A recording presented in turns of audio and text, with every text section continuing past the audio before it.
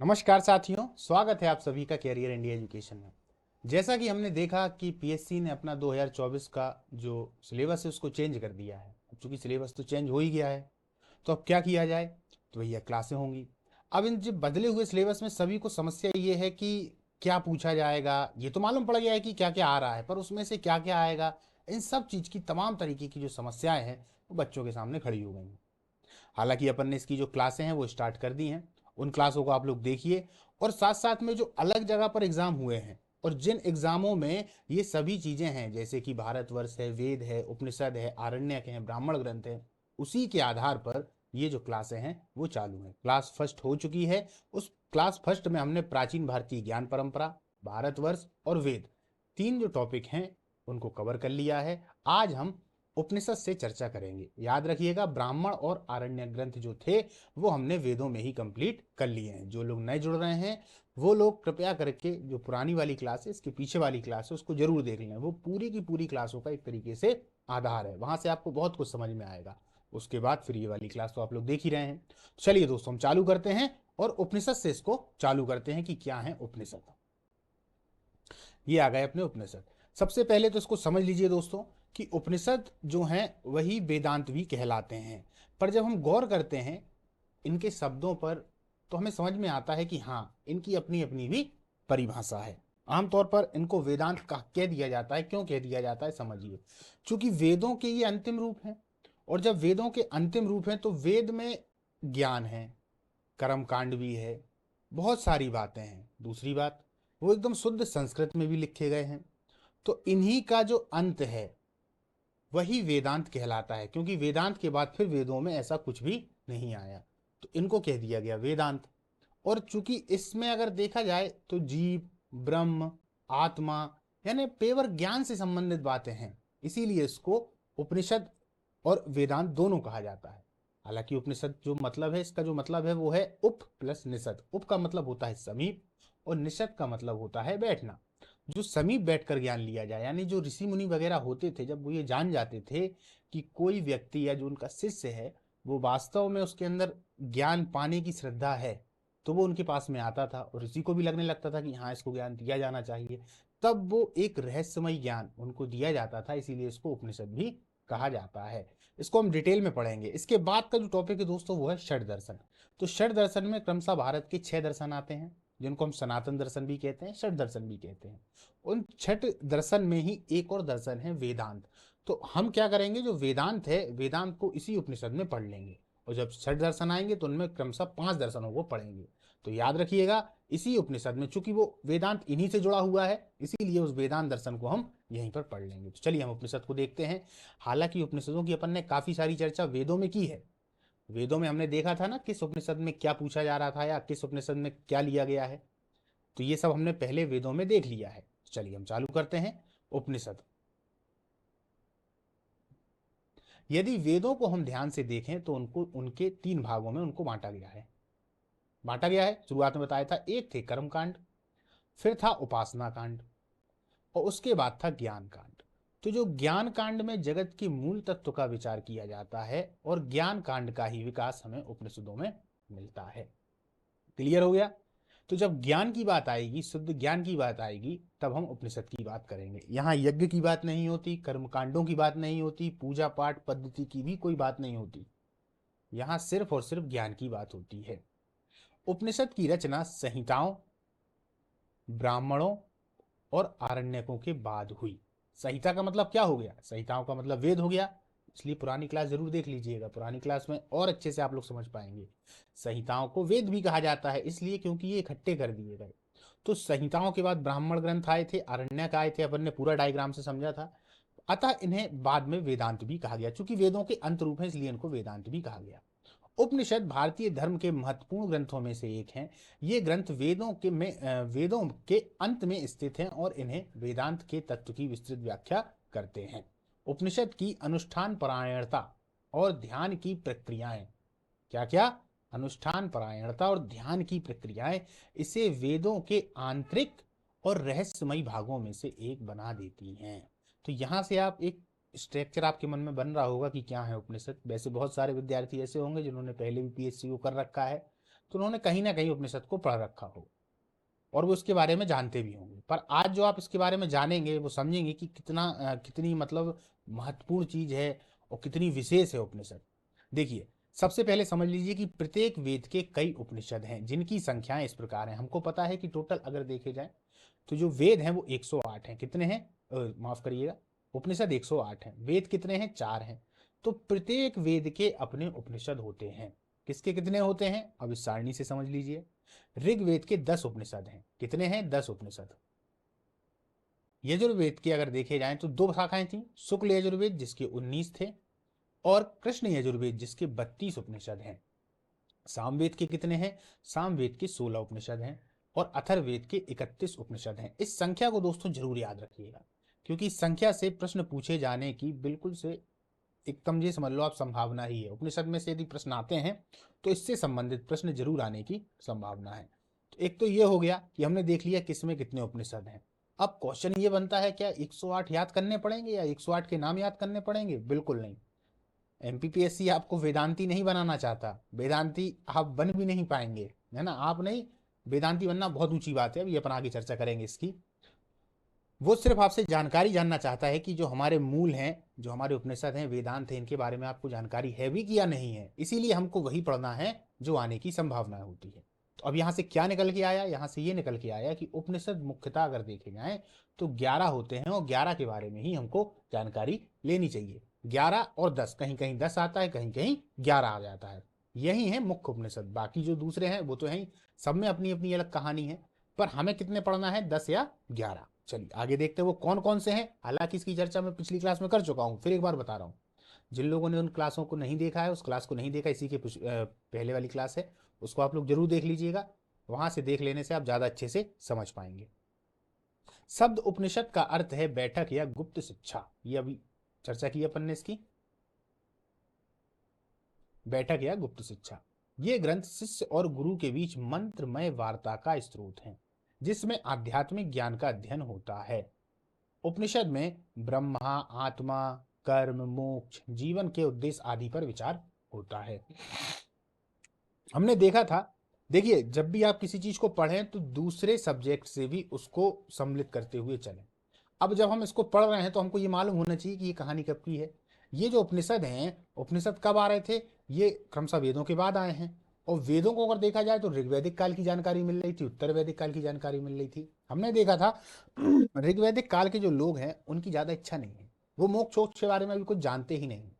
वो क्या जानते हैं? वो अकेले भौतिक वस्तुओं के बारे में जानते हैं। अधिकतम अच्छा सुख मिल जाए, अच्छे बच्चे हो जाएं, है ना, बढ़िया संसार मिल जाए, घर गृहस्थी ये सब मिल जाए, तो वो भौतिक सुख के पीछे भाग रहे हैं। फिर कुछ समय के बाद एक नई कल्पना आई, वो आई किसकी? पुनर्जन्म की कल्पना आई। फिर ऐसे ही आगे चल के, क्योंकि यदि पुनर्जन्म होगा तो फिर आओगे तो फिर दुख भोगोगे, फिर आगे चलकर मोक्ष की कल्पना हुई। तो मोक्ष की कल्पना हमको कहाँ दिखाई देने को मिलती है? उपनिषद में मिलती है। जैसे जैसे आप देखेंगे कि वेद आ रहे थे, वेदों के बाद ब्राह्मण ग्रंथ आरण्यक आए, फिर उसके बाद में यहाँ पे उपनिषद आ गया जहाँ मोक्ष की कल्पना हो गई। मोक्ष का मतलब होता है कि अब आत्मा एकदम से मोक्ष में चली गई, अब वो इस दुनिया में नहीं आएगी, क्योंकि दुनिया में आएगी तो दुख भोगेगी, तो जब वो दुनिया में आएगी ही नहीं तो दुख भोगने का काम ही नहीं। तो मोक्ष, इसी तरीके से हमारा जो पूरा इतिहास था वो भी चलता रहता कि उस समय के व्यक्ति अब क्या सोचने लगे थे, तो मोक्ष की कल्पना करने लगे थे। ठीक है, इसको भी आप लोग साथ में मिलाते हुए चलिएगा। चलिए, उपनिषदों की रचना विभिन्न कालों में हुई और उनकी संख्या 108 बताई जाती है, जिनमें से 11 उपनिषद विशेष रूप से प्रसिद्ध हैं। अब इन 11 के नाम तो आप लोग याद ही कर लोगे, कौन कौन से? ईश, केन, कठ, प्रश्न, मुंडक, मांडुक्य, तैतरीय, ऐतरेय, छांदोग्य, बृहद्राण्यक और श्वेताश्वर, श्वेताश्वतर। ठीक, वास्तव में आरण्यकों में मनन संबंधी विषयों का, जैसे कि आत्मा, जीव, जगत, ब्रह्म, जन्म, मृत्यु, प्रकृति आदि का उल्लेख किया गया है और उपनिषद में उन पर विस्तार से चर्चा या विचार भी किया गया है। किसका क्या उपनिषद था और किस उपनिषद में महत्वपूर्ण बातें हैं, ये हमने वेदों में देख ली हैं। प्रसिद्ध जर्मन दार्शनिक हुए हैं जिनका नाम है शोपेनहावर। ये पता है क्या बोलते हैं? ये बोलते हैं कि संपूर्ण विश्व में उपनिषदों के समान जीवन को ऊंचा उठाने वाला कोई दूसरा ग्रंथ नहीं है। आप सोचिए, एक पाश्चात्य दार्शनिक ऐसा बोल रहा है, जर्मन के हैं। उनसे मेरे जीवन को शांति मिली और उन्हीं से मुझे मृत्यु में भी शांति मिलेगी। केनोपनिषद क्या है? अब इन उपनिषदों को देख लेते हैं जिनमें महत्वपूर्ण महत्वपूर्ण बातें आती हैं, जहां से क्वेश्चन आ जाने की संभावना है। एक प्रसिद्ध उपनिषद है जो यजुर्वेद के सामवेदीय शाखा से है। कहां से है? यजुर्वेद के सामवेदीय शाखा से। पहली बात, इसका नाम संस्कृत के शब्द केन से लिया गया है, जिसका अर्थ होता है कौन या किसके द्वारा। यह उपनिषद एक दृष्टांत के माध्यम से आत्मा और परमात्मा के अद्वितीयता की महत्वपूर्ण बातें करता है। ठीक है, चलिए बताता है। कठोपनिषद क्या है? कठोपनिषद में यमराज के द्वारा शिक्षा देते समय, समझना अब इसमें यमराज जी आ गए, आत्मा, जीवन, मृत्यु और मोक्ष के विषय में बहुत गहराई से चर्चा होती है। यहाँ आत्मा को अज्ञान से मुक्त कराने के लिए ज्ञान और उपासना की महत्वपूर्णता पर बल दिया गया है। ये हो गया कठोपनिषद। ये याद रखना है कि किन में से क्या क्या पूछा गया है या क्या क्या किसमें आया है। जैसे ही है प्रश्नोपनिषद, एक अन्य उपनिषद है जो सामवेद की शाखा से संबंधित है। किससे संबंधित है? सामवेद की शाखा से। इस प्रश्न के शब्द से लिया गया है क्योंकि इसमें भगवान पिपलाद के द्वारा शिक्षक सुरेश्वर के पास छात्रों के द्वारा किए गए विभिन्न प्रश्नों का समाधान किया गया है। अब कैसे आएगा प्रश्न? प्रश्न आएगा कि भैया भगवान पिपलाद और शिक्षक सुरेश्वर की कहानी किस उपनिषद में है। ठीक है, मुंडकोपनिषद क्या है? यह एक महत्वपूर्ण उपनिषद है जो अथर्ववेद के उपनिषदाग से संबंधित है। इसे मुंडक ऋषि से लिया गया है जिन्होंने इसे प्राप्त किया था। मुंडकोपनिषद विचारशीलता, आत्मा, ब्रह्म, कर्म, मोक्ष और विद्या के विषय में चर्चा करती है। यही मुंडकोपनिषद है जिससे सत्यमेव जयते भी लिया गया है। चर्चा हम पिछली क्लास में कर चुके हैं। अब भैया मांडुक्योपनिषद, ये किसके हैं? ये अथर्ववेद के हैं। मांडुक्योपनिषद क्या है? एक अन्य महत्वपूर्ण उपनिषद है जो अथर्ववेद के उपनिषद भाग से संबंधित है। इसे मांडुक्य ऋषि ने जोड़ा है जिन्होंने इसे प्राप्त किया था। यहां पर है महावाक्य तत्त्वमसि, वह तुम ही हो। अभी इन सब वाक्यों का मतलब समझेंगे अपन। अभी जब अपन वेदांत पे आएंगे तो सबको समझेंगे। अभी उपनिषदों के बारे में चर्चा चल रही है कि प्रत्येक उपनिषद है जो उसमें क्या क्या बातें लिखी हुई है, कहाँ से क्या आ सकता है। तो यहाँ से क्या देखा कि तत्त्वमसि ये एक तरीके का मंत्र है, बहुत महत्वपूर्ण मंत्र है ये वेदांतियों के लिए तो सबसे ज्यादा। तो ये तत्त्वमसि है, ये कहाँ से लिया गया है? मांडुक्यो उपनिषद से। ठीक है, चलिए। ऐत्रेय उपनिषद, ये क्या है भैया? यजुर्वेद की शाखा से संबंधित है और ऐत्रेय ब्राह्मण के बाद आती है। ठीक है, इस उपनिषद का नाम ऐत्रेय ऋषि से जुड़ा हुआ है जिन्होंने इसे प्राप्त किया था। ऐत्रेय उपनिषद वेदांत दर्शन के क्षेत्र में महत्वपूर्ण है और यह आत्मा और ब्रह्म के अद्वितीय स्वरूप की समझ को प्रोत्साहित करती है। अब समझना ध्यान से, ऐत्रेय ब्राह्मण के बाद, क्योंकि ऐत्रेय ब्राह्मण किसका था? ऋग्वेद का था। और ऐत्रेय उपनिषद किसका है? वो यजुर्वेद का है। समझना, ऐत्रेय ब्राह्मण तो ऋग्वेद का है, ऐत्रेय उपनिषद तो वो यजुर्वेद का है। तो इसको भी आप लोग याद रखिएगा। हालांकि मैं इसीलिए बोल रहा हूं कि उस क्लास को देख लीजिएगा, उस क्लास में मैंने इसको बहुत अच्छे से समझा रखा है। चलिए अब आते हैं वेदांत पर। देखिए, आधुनिक तौर पर देखा गया है कि जो वेदांत है, उपनिषद तो हमने बता दिया, फिर उनको वेदांत कह दिया क्योंकि वेदों के अंतिम भाग थे। पर ये वेदांत दरअसल है क्या? वेदांत जो हमारे 6 दर्शन हैं, वेदांत को यही समझ लेना क्योंकि जब 6 दर्शन आएंगे तो वहां पे मैं 5 ही बताऊंगा क्योंकि बार बार दोहराने का कोई मतलब नहीं, और उपनिषद के साथ में ये आते हैं। तो देखिए, जो वेदांत है इनका जो सीधा सीधा सा मतलब है वो ये है कि वेदों का अंत का मतलब पूरा एकदम ज्ञान है। फिर वेदांत के 3 आधार स्तंभ हैं। वेदांत के कितने आधार स्तंभ हैं? 3 आधार स्तंभ हैं। उनको कहा जाता है दोस्तों प्रस्थानात्रयी। क्या कहा जाता है? प्रस्थानात्रयी। पहले इनको समझ लो फिर अपन कहानी समझेंगे। ये है प्रस्थानात्रयी। त्रयी शब्द आ रहा है, 3 है। ये 3 प्रकार के प्रस्थान हैं। कौन कौन से प्रस्थान हैं?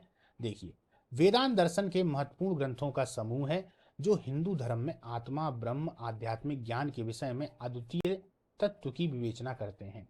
प्रस्थानात्रयी में 3 प्रमुख ग्रंथ हैं। एक तो आ गया उपनिषद जो अभी अपन लोगों ने पढ़ लिया। फिर आ जाते हैं ब्रह्म सूत्र, इसको न्याय सूत्र भी कहा जाता है। फिर आ जाता है भगवत गीता, इसको तो आप लोग जानते ही हो, बताने की जरूरत नहीं है। महाभारत में 18 पर्व हैं। 18 पर्व के छठे पर्व में, है ना, जो छठवां पर्व है उसमें भीष्म पर्व एक आता है। भीष्म पर्व की बात है ये भगवत गीता।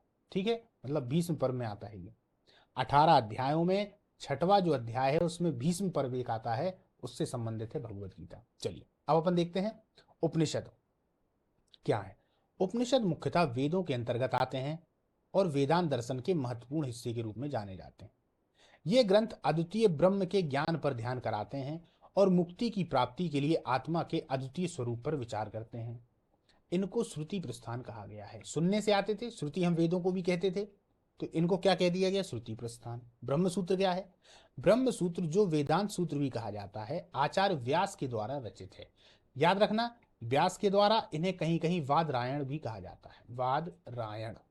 कोई कोई कहता है कि ये अलग अलग है, कोई कहता है कि ये एक ही है। ये वही महर्षि वेद व्यास हैं जिन्होंने महाभारत भी लिखी, जिन्होंने गीता भी लिखी, उन्हीं ने ब्रह्म सूत्र भी लिखा।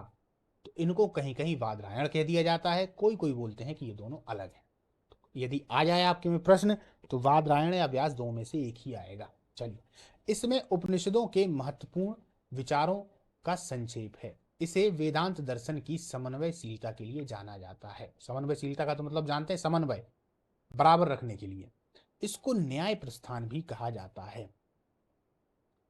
इसको न्याय प्रस्थान इसलिए कहा जाता है ताकि वेदांत को तर्कपूर्ण ढंग से प्रस्तुत किया जा सके। जब आप वेदांत को देखेंगे, अभी मैं आपको इसको समझाऊंगा, तो आप सोचेंगे कि ये सब कहाँ की बातें हैं, क्या बातें हैं, इन सब का आधार क्या है। लिखा तो है, पर क्या आधार है इनका? तो वो आधार को सही करने के लिए उसको तर्कपूर्ण ढंग से प्रस्तुत करना, ये है ब्रह्मसूत्र। इसलिए वेदांत का जो सबसे मजबूत स्तंभ है वो यही ब्रह्मसूत्र या न्याय सूत्र, इसको न्याय सूत्र भी कहते हैं। इसको उत्तर मीमांसा सूत्र भी कहा जाता है। वेदांत को उत्तर मीमांसा कहा जाता है, तो इसको उत्तर मीमांसा सूत्र भी कहा जाता है। चलिए यहां पर मैं लिख देता हूं ताकि आप भूलें नहीं। वेदांत को उत्तर मीमांसा कहा जाता है। उत्तर मीमांसा,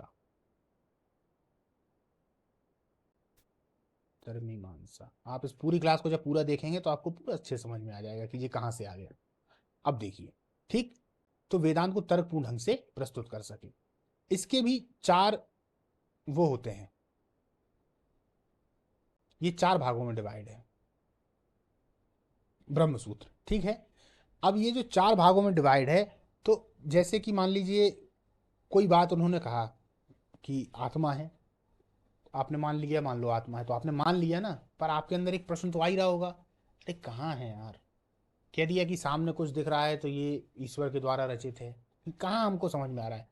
तो इनको तर्कपूर्ण ढंग से, एक तर्क के माध्यम से सिद्ध करने की कोशिश करते हैं, तो ब्रह्मसूत्र उसी को कहा जाता है।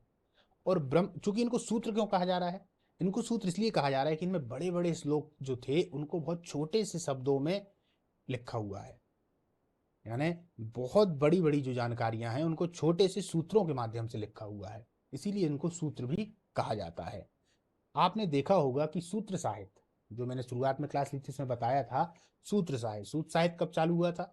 ये 600 ईसा पूर्व से 300 ईसा पूर्व के बीच की बात है। सूत्र काल का मतलब यही था कि जो हमारे पुराने वेद हैं या पुराना हमारा जितना भी ज्ञान है, धार्मिक ग्रंथ है, इनको सूत्र के रूप में बांधना, ताकि ये अक्षुण्ण बने रहें, मिटे नहीं, ऐसा नहीं हो कि ये चले जाए। तो इनको बांधने पिरोने का काम किया, तो इसीलिए इनको सूत्र कहा जाता है। तो इसीलिए ये ब्रह्म सूत्र है, ठीक है।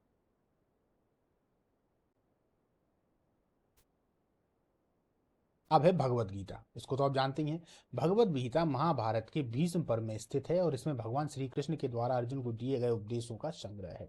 यह ग्रंथ धर्म, कर्म, भक्ति और ज्ञान के माध्यम से आत्मा के स्वरूप की विवेचना करता है। इसको स्मृति प्रस्थान कहा जाता है। क्या कहा जाता है? स्मृति प्रस्थान की। ये हमेशा हमारे ध्यान में ही रहना चाहिए। तो इसको क्या कहेंगे? स्मृति प्रस्थान कहेंगे। आप देखना, जब भी कोई बड़ा काम होता है तो हम गीता ही को पहले रखते हैं। न्यायालय में जाएंगे तो जब मुलजिम को सामने रखा जाता है, गवाहों को रखा जाता है, तो वो गीता पे हाथ रख के कसम खाते हैं कि नहीं खाते हैं? इसी गीता को गांधी जी भी लिया रहा करते थे। तो गीता बहुत महत्वपूर्ण है। तो गीता भी वेदांत का एक आधार स्तंभ है, ठीक है। तो अब इन तीनों से मिलकर क्या बनता है? वेदांत। वेदांत। अब कहानी यहाँ से शुरू होती है। यहाँ से आप लोग समझ पाए कि वेदांत के तीन वो हैं। वेदों का अंत हो गया तो उनको वेदांत कह दिया, पेवर ज्ञान है, ये सब आप लोग अच्छे से समझ गए। अब हम समझते हैं कि ये जो वेदांत है ये क्या है। देखिए, होता क्या है भारत में, जब हमने देखा कि ऋग्वैदिक काल आया तो बढ़िया समाज था, कोई समस्या नहीं थी। जो जाति का निर्धारण था वो किससे हो रहा था? वो क्रमशः हो रहा था कर्म से। कोई भी व्यक्ति कुछ भी कर पा रहा था उसमें। स्त्रियों को अन्य जो भी व्यक्ति थे, जाति का तो उल्लेख ही नहीं है वहां पे, सभी लोगों को बराबर के अधिकार थे। उत्तर वैदिक काल आया तो लोग शोषण करने लगे, जिनके पास में ज्यादा अधिकार थे उन्होंने और ज्यादा अधिकार ले लिए और उसी एवज में दूसरों का शोषण करने लगे। तो एक शोषित और एक शोषण, इस तरीके का एक वर्ग उत्पन्न हो गया। समाज में कुरीतियां फैलने लगी। तो जब कुरीतियां फैलने लगी तो वो लोग इन कुरीतियों को किसके माध्यम से फैलाते थे? इन्हीं वेदों के माध्यम से फैलाते थे।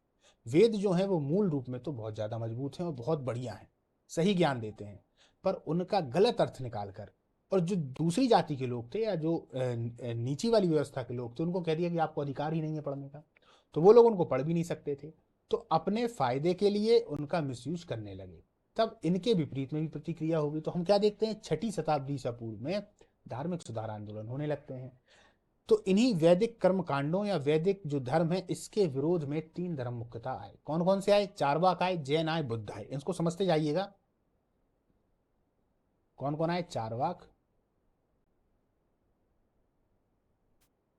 जैन और बौद्ध, ये आए। ये नास्तिक दर्शन कहलाते हैं। क्या कहलाते हैं? नास्तिक। क्योंकि जब ये आए तो पूरा समाज इनके पास में आ गया। चारवाक दर्शन को हम भौतिकवादी भी कहते हैं। इसने बोल दिया कुछ है, वेद वेद तो ये मानते ही नहीं है, कोई दिक्कत। इसने तो ये बोल दिया चारवाक ने कि जो मन में आए वो कर दो, जो मन में आए वो करो। इसको भौतिकवादी दर्शन। इसको यदि आपको देखना है तो मेरी दर्शन वाली क्लास में जब जाएंगे तो बहुत अच्छे से देख सकते हैं। दर्शन वाली क्लास में जाना, एथिक्स की जो एमपीपीएससी का 4 पेपर है उसी से संबंधित उसकी पूरी क्लास है, उसमें डली हुई है, तो आप चारवाक को पढ़ सकते हैं। अब भैया जैन आ गए, बौद्ध, ये भी एक तरीके से देखा जाए तो ईश्वर की जो सत्ता है उसको नहीं मानते हैं और दोनों ही अनीश्वरवादी हैं और वेदों की जो सत्ता को बिल्कुल नहीं मानते। तो जब ये आए तो अधिकतम जो जनता है वो इन्हीं के आसपास जाने लगी। अब चूंकि एक प्रतिक्रिया हो गई तो अब दूसरी प्रतिक्रिया भी हो गई।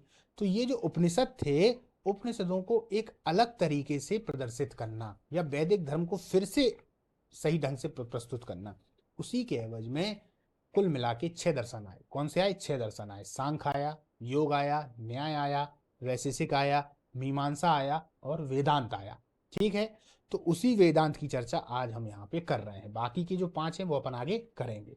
तो जब इतनी ज्यादा कुरीतियां होने लगी और चूंकि जैन बौद्ध चारवाक आ गए, इन्होंने कह दिया वेद सब झूठे हैं, तब जाके ये वाले जो दर्शन है ये भी आए। हालांकि ये धीरे धीरे आने लगे थे, पर इनकी जो पूरी परिणति हुई वो वेदांत के रूप में हुई। किसके रूप में हुई? वेदांत के रूप में होती है। अब जब ये वेदांत आया तो इसमें के जो सबसे महान आचार्य हैं वो कहलाते हैं आदि शंकराचार्य। कौन कहलाते हैं? आदि शंकराचार्य।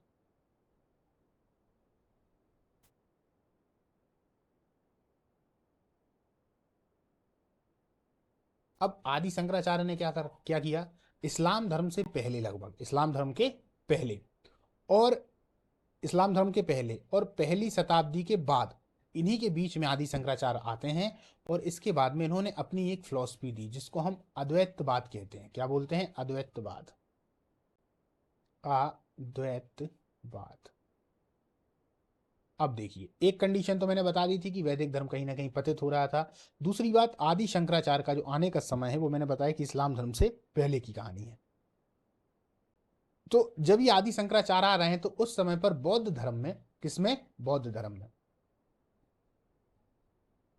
एक गजब की शाखा है, वो है महायान। 2 भागों में बढ़ गया था ना, एक हीनयान में था और एक था महायान। तो जब ये महायान की शाखा में बढ़ गया था तो महायान के एक व्यक्ति हुए जिनका नाम था नागार्जुन। क्या नाम था? नागार्जुन। नागार्जुन। नागार्जुन ने अपना एक सिद्धांत दिया जिसको माध्यमिका सूत्र या शून्यवाद कहते हैं। क्या कहते हैं? शून्यवाद या माध्यमिका सूत्र। अब नागार्जुन ने ये दे दिया शून्यवाद या माध्यमिका सूत्र। तो इनके शून्यवाद से जनता इतनी ज्यादा प्रभावित हो चुकी थी, इतनी ज्यादा प्रभावित हो गई थी कि सब कुछ वो लोग शून्य शून्य कहने लगे। इनका सीधा सा सिद्धांत है कि आप जो भी सामने देख रहे हो या खुद भी हो, सब कुछ शून्य है। और इसको साबित भी कर दिया करते थे। 4 बातें थी, उन बातों पर मैं नहीं जाऊंगा क्योंकि फिर क्लास बहुत ज्यादा लंबी हो जाएगी। 4 बातें थी, 4 बातों में ही वो हर एक किसी भी चीज को शून्य कर देते कि सब कुछ शून्य है, तो वो आ गया शून्यवाद। और ये आदि शंकराचार्य जब आए तो इन्होंने भी संसार को माया बताया। झूठ नहीं कहा, असत्य नहीं कहा, माया बताया। तो इनकी फिलॉसफी और इनकी फिलॉसफी लगभग लगभग देखने में ऐसा लगता है कि यार एक ही जैसी हैं।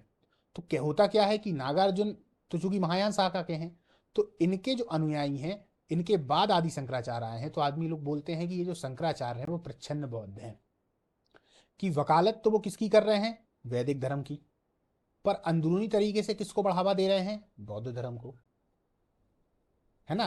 तो वो कहते हैं कि हमसे ही आदि शंकराचार्य ने सब चीजें ली हैं। अब वो चीज क्या ली है ये भी तो आपको समझ में आई, ये कहानी तो मैंने बता दी, पर वो चीज क्या है।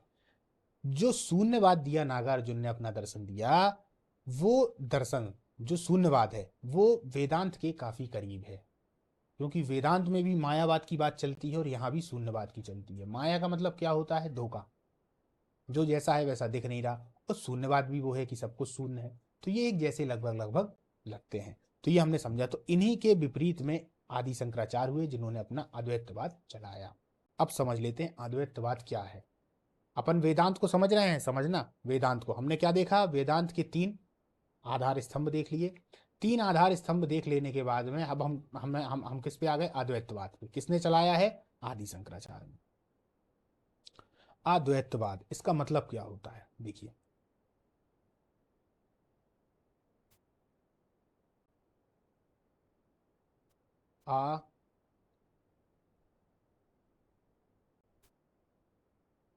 अद्वैतवाद, द्वैत का मतलब होता है दो, आ का मतलब होता है नहीं, और वाद का मतलब तो आप लोग जानते ही हो, जो भी दर्शन वगैरह है, या मत इसको कह सकते हैं। देखिए, नहीं है दो, इसका मतलब क्या है, एक ही है। यहां 2 जनों की चर्चा होती है, एक जीव की और एक ब्रह्म की। ये जो मैं आपको समझा रहा हूं, ये दर्शन शास्त्र की तत्व मीमांसा कहलाती है। तत्व मीमांसा, जब भी हम दर्शन शास्त्र को देखते हैं तो 2 चीजों को ध्यान में देना पड़ता है, एक तत्व मीमांसा और एक ज्ञान मीमांसा। ज्ञान मीमांसा, ठीक। तत्व मीमांसा में हम इसकी चर्चा करते हैं कि जो प्रकृति है वो कैसे बनी, हम कैसे बने, कहाँ से आए, कैसे हुआ होगा, ये तत्व मीमांसा है। ज्ञान मीमांसा में हम ज्ञान की बात करते हैं कि ज्ञान क्या है, ज्ञान की सोच, ज्ञान कहाँ से आएगा, सही ज्ञान क्या है। इन 2 चीजों की चर्चा हम प्रत्येक दर्शन में करते हैं। तो अभी मैं इसके तत्व मीमांसा से आपको समझा रहा हूं, यहां से आपको समझ में आएगा, ठीक है। तो अद्वैतवाद में नहीं और दो, मतलब कि 2 सत्ताएं, ये जो जीव है, ये ब्रह्म है, ये दिखते तो 2 हैं, पर ये वास्तव में है एक। क्या है, एक। इसीलिए उन्होंने अद्वैतवाद बोला कि द्वैत तो है, 2 तो हैं, दिखेंगे हमको 2, पर ये वास्तव में 2 ना होकर एक ही हैं। ये जो 2 दिख रहे हैं, ये माया की वजह से दिख रहे हैं। किसकी वजह से दिख रहे हैं, माया की वजह से दिख रहे हैं। माया क्या है, एमपीपीएससी प्रश्न पूछ चुका है, ये आया था 2020 के शायद मेंस में। मायावाद पर लिखिए, या मायावाद क्या है। तो अगर समझा नहीं होगा तो कैसे लिखेंगे, है ना। तो वो माया है, तो उसमें उन्होंने बोल दिया कि ये माया की वजह से 2 दिखते हैं हमारे लिए, वरना वो क्या है, एक ही है। तो इस तरह की जो फिलॉसफी है वो अद्वैतवाद में। अद्वैतवाद की सिर्फ एक ही बात थी कि इन्होंने ज्ञान को सर्वोपरि रखा। क्या रखा, ज्ञान को सर्वोपरि रखा। अब ज्ञान इतना ज्यादा था कि हर कोई इसको ले नहीं सकता, बहुत सारे इसमें नियम थे, कायदे थे, कानून थे, पर इन्होंने वेदांत दर्शन को इस तरीके से स्थापित कर रखा है कि उसका कोई काट नहीं है। ये एक सरकारिक है, एक तरीके से आधिकारिक आप कह सकते हैं इसके लिए, कि ये आधिकारिक हो गया। उपनिषद, हमारे वेदांत, सनातनी परंपरा पूरी की पूरी इन्हीं वेदांत पे टिकी हुई है। इसको आप समझ लें अच्छे से। यदि आप लोगों से कोई पूछ ले अच्छे से वेदांत क्या है, ये सब क्या है, तो यदि आप लोगों को जानकारी होगी तो आप बता पाएंगे, अन्यथा आप तो यही समझेंगे कि भैया चले गए मंदिर अंदिर, पूजा वगैरह कर ली, ये है। वो बिल्कुल नहीं है। हालांकि बात वो उसकी भी करते हैं, पर उनकी वो बात करने का अलग तरीका है ना। वो सबसे ऊपर उस ब्रह्म को मानते हैं जिसका ना आकार है ना कुछ, जिसको उन्होंने नेति नेति भी कहा है कि नेति नेति, इस शब्द का प्रयोग वहां किया जाता है कि जिसके बारे में ना कोई बात की जा सकती है, ना सोचा जा सकता है, महसूस एक अनुभव किया जा सकता है, नेति नेति, पर उसका कोई आकार नहीं है। बहुत विशाल होगा, कोई आकार नहीं, निराकार है, वही ब्रह्म है। और इस ब्रह्म को उससे मत लगा लेना आप लोग जो ब्रह्मा जी की पूजा करते हो, ये वो ब्रह्मा नहीं है। वो जो आप ब्रह्मा विष्णु महेश लगा लें, नहीं नहीं, वो ईश्वर के रूप में है, ये ब्रह्म के रूप में है, ये उनसे भी ऊपर है। तो ये था पूरा अपना अद्वैतवाद। अभी ये बहुत बड़ी फिलॉसफी है, इसको समझाने में और समय लगेगा। आपको कुल मिला के मैंने ये बता दिया कि अद्वैतवाद किससे संबंधित हो गया, क्योंकि प्री की दृष्टि से इतना पर्याप्त है। तो इसमें ज्ञान की उन्होंने बहुत ज्यादा चर्चा कर दी। अब जब ज्ञान की चर्चा कर दी और दूसरी बात संसार को उन्होंने माया बता दिया, क्या बता दिया, संसार को माया बता दिया। जब संसार को उन्होंने माया बता दिया, ज्ञान की बात कर दी, तो और चूंकि हिंदू धर्म में पहले से ही भक्ति थी, तो अब भक्ति कहाँ से आए, तो भक्ति को लाने के लिए कुछ और आचार्य आए, कुछ और आचार्य आए। जब जो और आचार्य आए तो उन लोगों ने अपने अपने संप्रदाय चलाए जो इन्हीं से संबंधित हैं, वेदांत से संबंधित हैं, जिनको कहा जाता है वैष्णव संप्रदाय। अब मैं उस पेज को खोलूंगा जहां से आपको समझ में आएगा। चलिए, उनको क्या कहा गया, वैष्णव संप्रदाय, या वैष्णव वेदांत भी कहा जाता है, क्योंकि ये भक्ति से संबंधित थे। अब देखिए, अद्वैत वेदांत को आदि शंकराचार्य ने कब चलाया था, एक तरीके से 700 ईस्वी, है ना, वही इस्लाम से पहले। उसके बाद जो नागार्जुन थे उसके बाद। अब देखिए, तो ये 700 ईस्वी के आसपास, मात्र अकेले 32 वर्ष की आयु थी इनकी। आप समझ लीजिए चारों वेदों के ज्ञाता थे, पूरे चारों वेद याद थे इन्होंने। कहते हैं कि 18 वर्ष की उम्र में वेदों पर टीका लिखना प्रारंभ कर दिया था। अब समझ लीजिए टीका किसको कहते हैं, थोड़ा पीछे आऊंगा। जिसको भी वेदांती बनना है, जिसको भी वेदांती बनना है, उनको क्या करना पड़ेगा, ये जो तीन चीजें हैं ना, ये हैं तीन, एक, दो और तीन, इनका गहन अध्ययन करना पड़ेगा। अध्ययन करने के बाद इन पर अपना टीका और भाष्य लिखनी पड़ेगी। और बहुत सारे आदमियों ने टीका और भाष्य लिखा भी है, अपने विचार तर्क के साथ में। और जो लोग इसको लिखते हैं वही वेदांती कहलाते हैं। अब वेदांती कौन है, जैसे कि विवेकानंद हुए, है ना, अरविंदो घोष हुए, इसमें महात्मा गांधी जी का भी नाम आता है। तो ये सभी वेदांत से ही संबंधित हैं। अभी और क्लियर होगा, अभी आप देखते जाए। तो देखिए ये हो गया। तो इन्होंने ज्ञान को इतना ज्यादा कह दिया कि ज्ञान हर कोई ले नहीं पा रहा था, तो उन्होंने कहा भक्ति भी तो चाहिए आदमी को। तो भक्ति के पर्पस से लाने के लिए वैष्णव भक्त संप्रदाय या वैष्णव वेदांत संप्रदाय की स्थापना हुई। अब हो गई, तो आदि शंकराचार्य ने तो क्या कर दिया था, अद्वैतवाद। इसके बाद में चार और मत आ जाते हैं दक्षिण भारत में। कितने आ जाते हैं, चार मत। अब इनको देख लीजिए। तो विशिष्टाद्वैत वेदांत ये चलाया रामानुजाचार्य ने। अभी देखना ये कौन कौन है रामानुजाचार्य, ये सीधे प्रश्न आते हैं। मैंने ये कहानी इसलिए आपको बता दी ताकि आपको याद करने में समस्या नहीं आए, है ना। द्वैताद्वैत वेदांत ये किसने चलाया, निम्बकाचार्य ने। इन सबकी अपनी अपनी फिलॉसफी है। इसको भी यदि आपको पढ़ना है तो आप कहाँ जाएंगे, आपको जाना है मेरी एथिक्स वाली क्लास में। सब पर बिल्कुल बाकायदा डायग्राम बता के बनाया है, और इतने अच्छे से कि वो एक बार में आपके दिमाग में अच्छे से फिट हो जाएंगे। चलिए, शुद्धाद्वैत वेदांत ये चलवाया बल्लभ ने 1489 में। फिर आया अचिंत भेदाभेद वेदांत, ये किसने चलाया है, ये चलाया है महाप्रभु चैतन्य ने। तो ये चार आए, ये कहीं ना कहीं अद्वैतवाद से ही संबंधित हैं। मतलब कि ये ब्रह्म ही सब कुछ मानते हैं, माने कि दो सत्ताएं नहीं मानती, ये सिर्फ एक ही सत्ता मानेंगे कि एक सत्ता है, वो भी ब्रह्म की सत्ता है।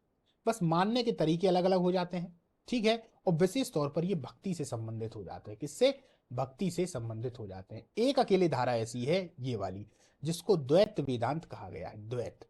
अब देखिए इसमें आ नहीं है, आ है नहीं है।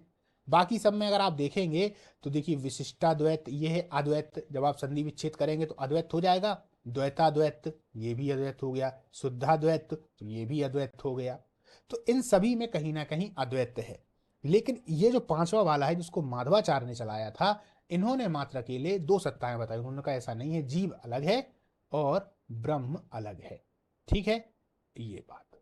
अब क्या हुआ, अब और समझते आइए। अब यहां से और चीजें क्लियर होंगी। थोड़ा और बता दूं आपको, ये जो रामानुजाचार्य हैं, ये कौन है, ये किसके गुरु हैं, रामानंद के, रामानंद के।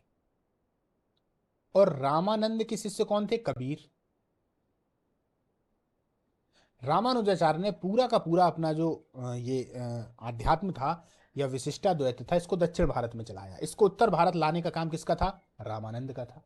अब रामानंद के जो जो शिष्य हुए कबीर, कबीर ने इसको और सबसे ज्यादा फैलाया हुआ है, किसको, विशिष्टाद्वैत को। तो आप लोगों को देखा होगा कबीर हमेशा जब भी आप देखेंगे तो आप पढ़ेंगे कि कबीर एकेश्वरवाद है। एकेश्वरवाद वो कहां से निकल के आता है, वो यहीं से निकल के आता है, ठीक है ना। क्लियर हो गया, एक ईश्वर पे विश्वास करने वाले। चलिए, यहां तक आप लोगों को समझ में आया। अब हम देखते हैं एक फेज और आता है भारत में, जब हम 19वीं से 20वीं शताब्दी की बात करते हैं, 20वीं शताब्दी की बात। तो चूंकि शंकर ने यानी आदि शंकराचार्य ने क्या कह दिया कि संसार माया है। देखिए, इसको समझने का प्रयास करिएगा, हमेशा आपको तकलीफ देगी। माया का मतलब होता है जैसा हम देख रहे हैं वैसा नहीं है तो संसार एग्जिस्ट तो करता है, मतलब वो सत्य है पर परिवर्तनशील है, इसीलिए हमने उसको माया कह दिया, यानी आदि शंकराचार्य ने माया कह दिया। कुछ पागल लोग ये कहते हैं कि वो संसार को असत्य बोल देते हैं। अब उसी में से क्या हुआ, जब भारत के लोग थे तो उन लोगों को तो अद्वैत वेदांत ही मालूम था। तो उन लोगों ने क्या मन में सोचा कि यार जब संसार सब कुछ झूठा है, सब बेकार है, तो फिर काय की टेंशन है। अंग्रेज आ गए, अंग्रेज उन पे अत्याचार कर रहे हैं, शोषण हो रहा है, तो वो उसको भी झूठ मान रहे हैं। तो इससे कहीं ना कहीं तात्कालिक समय में 19वीं से 20वीं शताब्दी के दौरान में सभी लोगों के मन में एक बात आने लगी कि यार जब पूरा संसार ही माया है तो फिर करना क्या है, जो हो रहा शोषण तो होने दो, ये सब तो परिवर्तन का खेल है। ऐसी बातें सुन, वो उनके मन के अंदर निवृत्ति मार्ग आने लगा, प्रवृत्ति मार्ग आ ही नहीं रहा कि डटें, आगे लड़ें, आगे जाएं, अपने शोषण के विरुद्ध खड़े हो जाएं। तो इसलिए उस समय पर एक नवीन विचारधारा उत्पन्न हो जाती है, जिसको हम क्या बोलते हैं, उसको हम बोलते हैं नव वेदांतवाद। नव वेदांतवाद। अब इस नव वेदांतवाद के प्रवर्तक कौन थे, सुन लीजिए। इसको प्रवर्तक या इसके जो सबसे पहले व्यक्ति हैं वो राजा राम मोहन राय माने जाते हैं। राजा राम मोहन राय।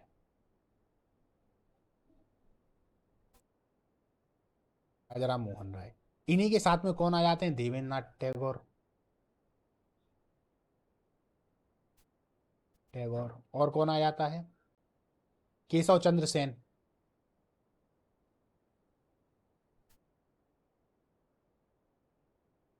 केशव चंद्र सेन आ गए। अब भैया और कौन है, इन्हीं में विवेकानंद है, सबसे महत्वपूर्ण। कौन है, विवेकानंद। ये जो अद्वैत मैं आपको बता रहा हूं ना, इसी का पूरा व्याख्यान उन्होंने दिया था शिकागो में, जब उनको तूफानी हिंद कहा जाने लगा था। तो ये वेदांत का ही ज्ञान था जो वहां पे तूफान बन के निकला, है ना। तो ये विवेकानंद है। ठीक, चलिए। अब विवेकानंद में महात्मा गांधी। और कौन थे, अरविंदो घोष, जिन्होंने पूर्ण योग की बात करी है। अरविंद घोष हैं, तमाम तरीके के हैं, पर इतने आप लोग जरूर याद रखिएगा। तो ये सब लोग किससे, नव वेदांतवाद से हैं। फर्क इतना है कि इन्होंने क्या किया, यहां पर जब बात ज्ञान की आ रही थी, ज्ञान की आ रही थी, सबसे पहले तो बात ज्ञान की आई। ज्ञान के बाद में चार स्तंभ ये खड़े हुए, तो इन्होंने भक्ति की बात कर ली कि भैया भक्ति भी जरूरी है, हर कोई ज्ञान ले नहीं सकता। तो फिर ये भक्ति वाली बात आ गई।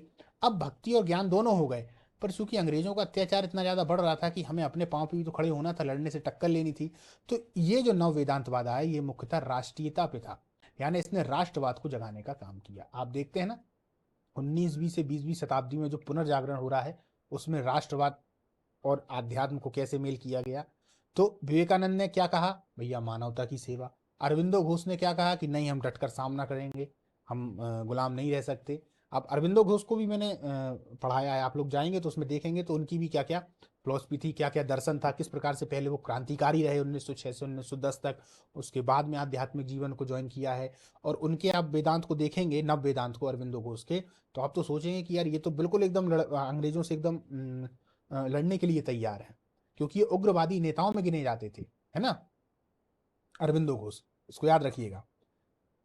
1906 के जो स्वदेशी आंदोलन था उससे भी जुड़े रहे हैं। तो अरविंदो घोष हो गए। अब इसी प्रकार से जो विवेकानंद, अब है राजा राम मोहन राय। तो राजा राम मोहन राय मुख्यतः उपनिषदों से ही संबंधित थे। तो उन्होंने पाश्चात्य सभ्यता और जो पूरब की सभ्यता है, इनमें से जो जो अच्छी अच्छी चीजें थी, पश्चिम से जो अच्छा था वो ले लिया भौतिकवाद में, पूरब से जो अच्छा था वो ले लिया, जो कुरीतियां थी वो हटा दी, तो इन लोग को मिलाने का काम किया है। तो ये नव वेदांतवाद के अंतर्गत आते हैं। एक चीज और यहाँ पे क्लियर कर लेना, एक आपने नाम सुना होगा, स्वामी दयानंद सरस्वती। स्वामी दयानंद सरस्वती।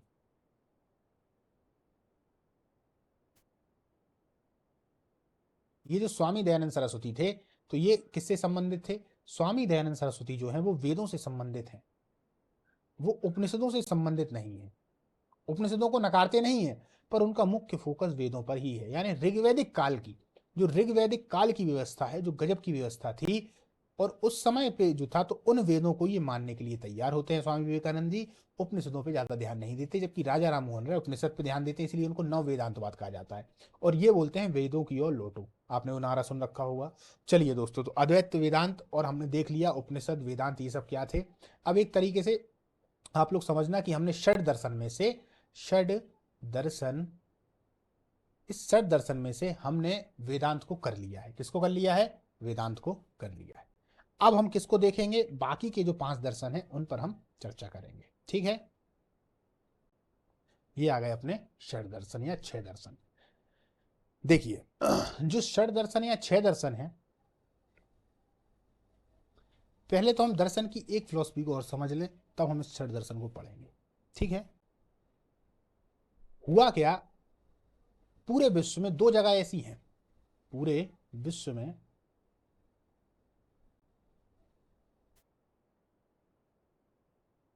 2 जगह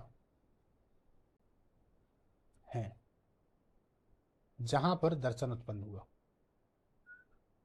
जहां दर्शन उत्पन्न हुआ।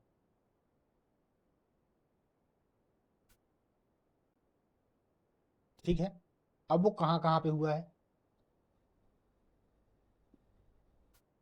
एक हुआ भारत में, एक हुआ यूनान में।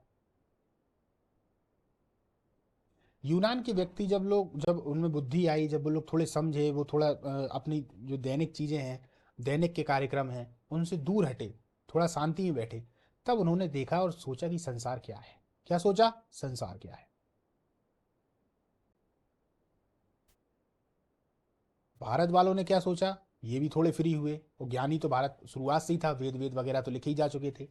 मतलब वेद वेद जो है वो तो थे ही, वेद वेद तो बहुत पुराने हैं। जब मैं बोलूं कि वेद लिखे जा चुके थे, तो वो हाथ से लिखने वाले नहीं थे, वो ईश्वर के द्वारा जो प्रकट हो चुके थे। ठीक है, उनका संकलन बहुत बाद में हुआ है। तो भारत के जो लोग थे उन्होंने सोचा कि मैं कौन हूं, मैं कौन हूं। भारत वालों ने क्या सोचा? मैं कौन हूं, क्या मैं सिर्फ शरीर हूं, शरीर के अलावा भी कुछ हूं। और जो यूनान में थे उन लोगों ने देखा, अपने आप को नहीं देखा, उन्होंने देखा संसार क्या है। तो यूनान के अधिकतम जो हम दर्शन देखते हैं वो कौन से होते हैं? वो होते हैं भौतिकवादी। भौतिकवादी भौतिकता से संबंधित हैं, संसार से संबंधित हैं। जबकि भारत में जब हम देखते हैं तो वो कौन से होते हैं? आध्यात्मिकतावादी।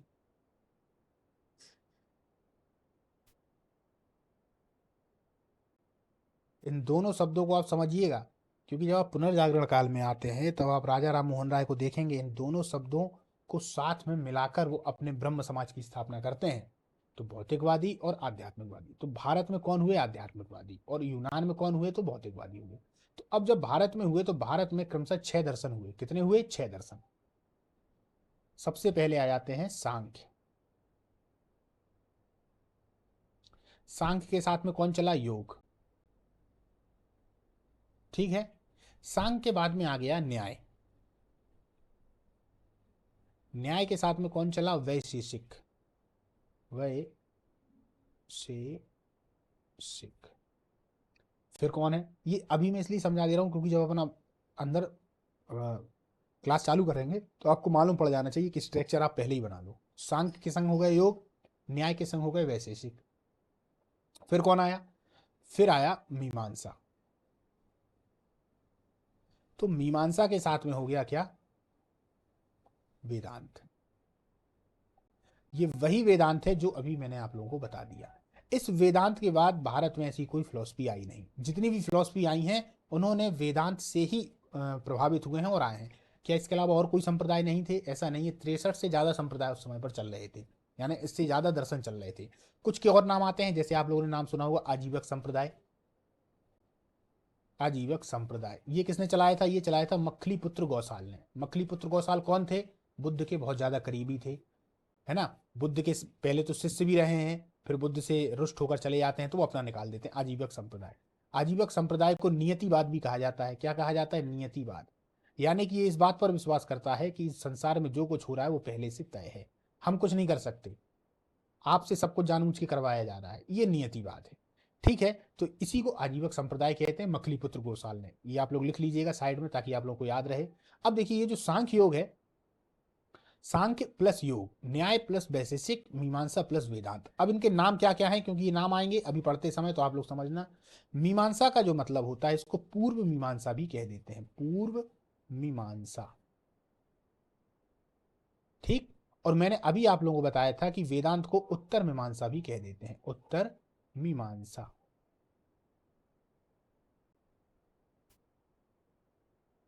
अब समझिए, सांख्य दर्शन जो है इसको किसने चलाया था, इसको चलाया था कपिल मुनि ने। तो सांख्य दर्शन नॉर्मल प्रकृति और पुरुष, प्रकृति और पुरुष इन तत्वों की बात करते हैं। टोटल 25 तत्वों की बात करेंगे। कितने तत्वों की, ये एक छोटा सा है, फिर अपन अभी अंदर जाएंगे इसको देखेंगे। ये टोटल कितने, 25 तत्वों की बात करते हैं। 25 में से एक तत्व पुरुष है, एक प्रकृति है, बाकी अन्य बहुत सारे तत्व हैं इनमें। और इन 25 तत्वों के माध्यम से वो ये बताने का प्रयास करते हैं कि किस प्रकार से प्रकृति में क्रिएशन होता है, चीजें कैसे बनती हैं, ठीक है। बन जाने के बाद में फिर राग द्वेष अहंकार ये मनुष्य के मन में आ जाते हैं ना, जैसे हमारे मन में आ जाएंगे, आपके मन में आ जाएंगे। तो पुरुष प्रकृति के संयोग से चीजें बनती हैं, उत्पादित हो जाती हैं, ये जो भी आप सब कुछ देख रहे हो सब कुछ। लेकिन इसके साथ साथ में राग द्वेष अहंकार जब ये आती हैं तो दुख भी आने लगता है। इस प्रकार की इन्होंने 3 गुणों की बात की है, सत्व रज तमस।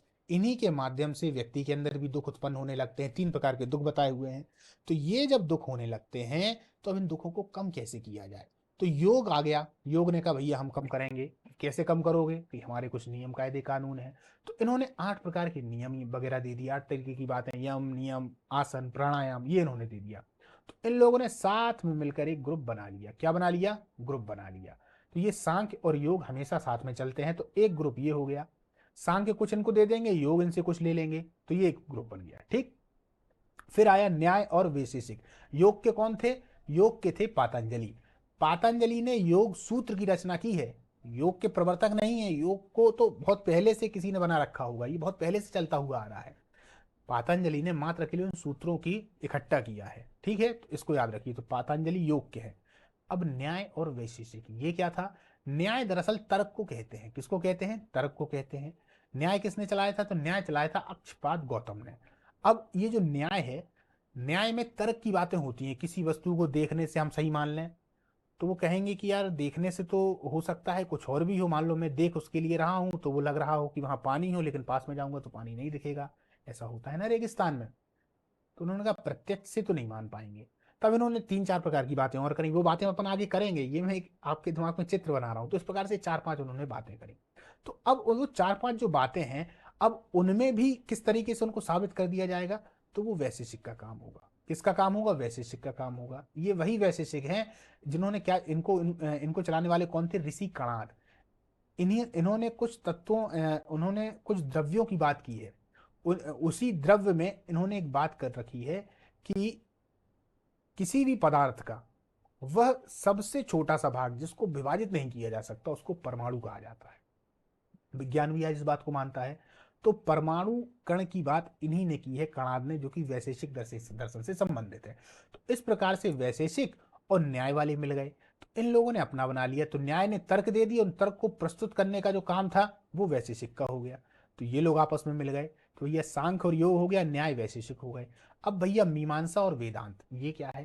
तो ये जो मीमांसा है ये क्या है, ये पूरी तरीके से यदि देखा जाए दोस्तों, तो ये कर्म कांडों पर आधारित है। किस पे है, कर्म कांडों पर आधारित है। ये वेदों को सत्य मानता है। किसको मानता है, वेदों को। ये ईश्वर को भी सत्य नहीं मानता। मीमांसा दर्शन ईश्वर को भी सत्य नहीं मानता, ये वेदों को ही सत्य मानता है। अब वेदों को सत्य मानने का मतलब वो कहते हैं कि जब वेद में जो ईश्वर ने सबसे पहले वेद में कह दी पूरी बातें, तो अब हम अपने मन से क्यों माने कि भैया ये ईश्वर जो वेद में लिखा होगा वही सही है।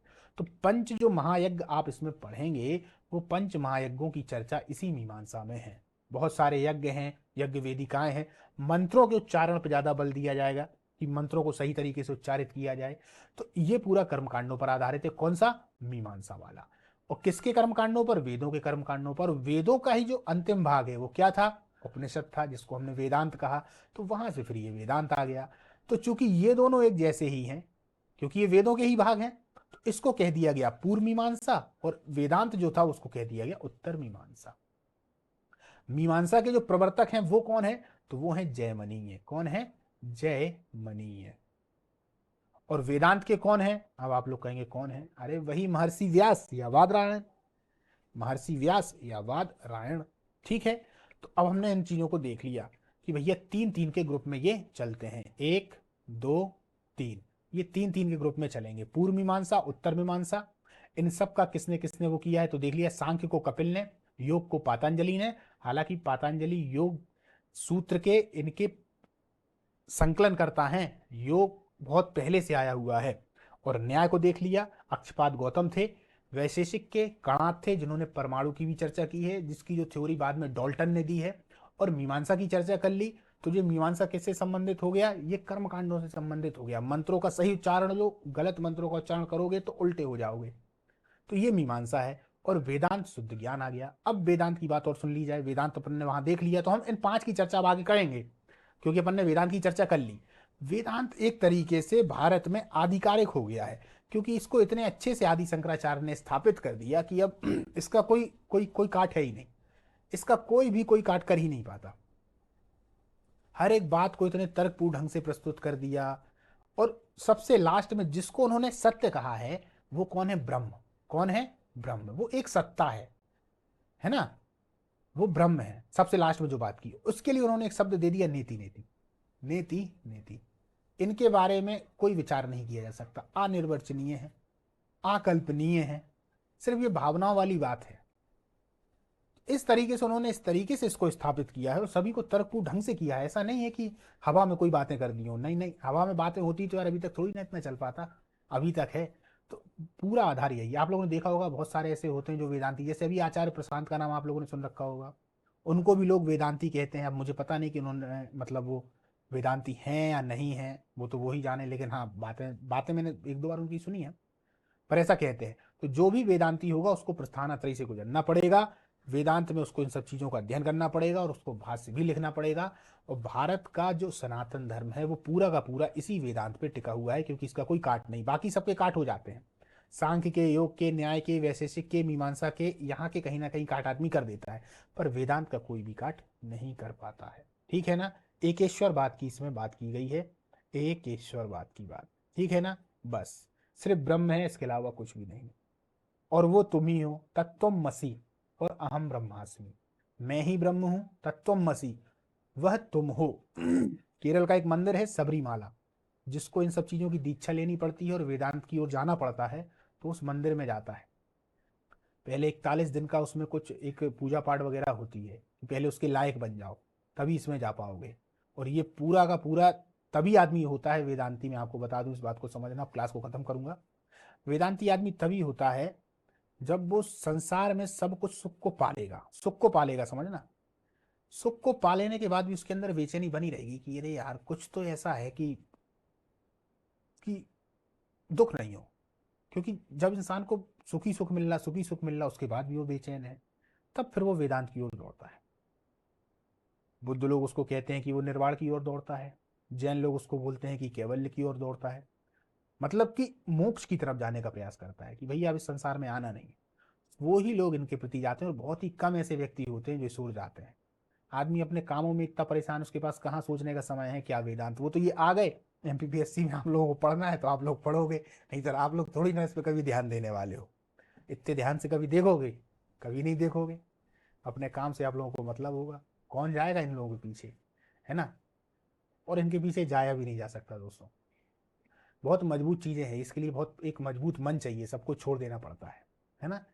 और अगर आप वेदांत को थोड़ा अभी आप अपने उस पर सर्च कर लेना और थोड़ा वेदांत को देख लेना, अद्वैतवाद को सर्च कर लेना, आप मन में सोचोगे कि अरे मैं कहाँ हूँ, मैं जिस दुनिया में हूँ ये है भी कि नहीं है, सब हिला के रख देगा, है ना। चलिए, तो आज की जो अपनी क्लास है इसको अपन समाप्त करते हैं। हमने जो दर्शन है पूरे 6 दर्शनों को एक मोटे तौर पर देख लिया। अब हमको ये देखना है कि इन दर्शनों में मुख्यतः कौन कौन सी ऐसी बातें हैं जो कहीं ना कहीं परीक्षा में पूछी जाएंगी, तो उनसे संबंधित अपन दर्शनों को पढ़ेंगे। दर्शनों के बाद फिर क्या आ जाएगा? रित की अवधारणा आ जाएगी। रित की अवधारणा के बाद फिर क्या आ जाएगा? फिर उसके बाद में पंचयज्ञ आ जाएंगे, महायज्ञ आ जाएंगे, और क्रमशः आगे बढ़ते हुए अगर देखा जाए, जैसे मैं आपको पूरा का पूरा कोर्स बता देता हूँ ना कि क्या क्या है, ऐसा ही कोर्स आपको भी रट जाना चाहिए। जब हमें कोर्स पूरा रट जाता है, कोर्स का मतलब उसका जो सिलेबस है वो सिलेबस रट जाना चाहिए, तब जाके अच्छी तैयारी होती है, ठीक है ना। तो लास्ट में फिर अपन किस पे आ जाएंगे, बोधिसत्व पे और तीर्थंकरों पे। नमस्कार, मिलते हैं अगली क्लास में।